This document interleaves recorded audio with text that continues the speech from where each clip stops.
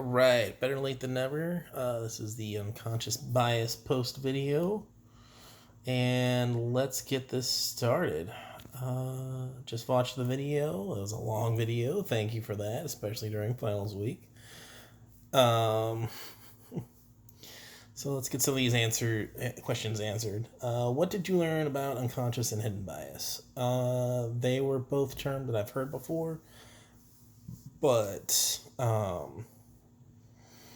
hadn't really heard any science behind it. Hadn't really gotten the actual, real, true idea behind it. There's YouTube videos of, people like Ben Shapiro and all this, and other,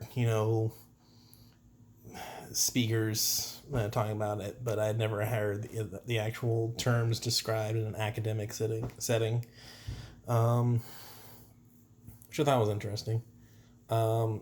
I think the best example that I thought that he had was when he was talking about your child wanting to bring their new male significant other to come visit, and he put up the two pictures of and asked people which one they preferred that they bring back, and he gave the options of a very successful mayor and it was Ted Bundy.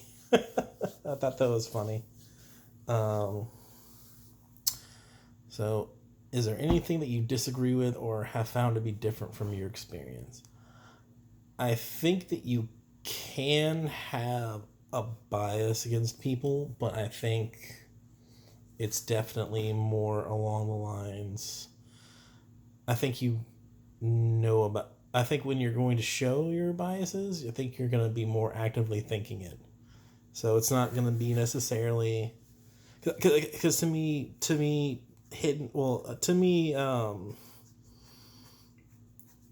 unconscious bias is almost like a ghost of a ghost. Like it's impossible to point down. Even when you take the test at the end results, it's like, well, there's so many contributing factors. What was it? Let's see if I can. Yeah, and say, why should I? When you get to the final part of the test, I have to talk about here in a second. Implicit preferences can predict behavior. Implicit preferences are related to discrimination in hiring, promotion, medical treatment, and decisions related to criminal justice. The problem, it's not. It's just like I said. It's just a ghost of a ghost. You don't even know that you have the bias in the first place. So how can you even,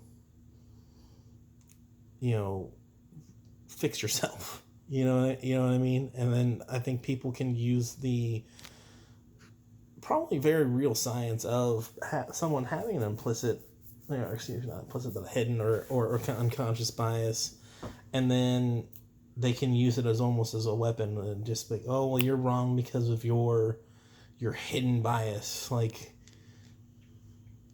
is it because of my hidden bias, or is it because of the actual, the actual argument? I don't know. It's just kind of weird. Anyway, so I took the test, and I took the one where you prefer dark-skinned people over light-skinned people. Data suggested that I have a slight automatic preference for dark-skinned people. Kind of makes sense. Since according to the video, I probably associate darker skin with my home. So I thought that was kind of neat. Didn't take any more than just the one, but I guess that means I kind of agree with the results. I think that kind of shows. I think it does kind of show that there can be a bias, but I think it takes a lot more work to kind of reveal the reason for it. Like, so yeah, you can, for me, I can go, oh, I show a slight preference towards dark-skinned people because my wife is black. Well, I'm going to associate, darker skin tone with her. automatically. So I don't know. Weird thoughts. Bias is weird. The science is kind of weird. Anyway, have a good one.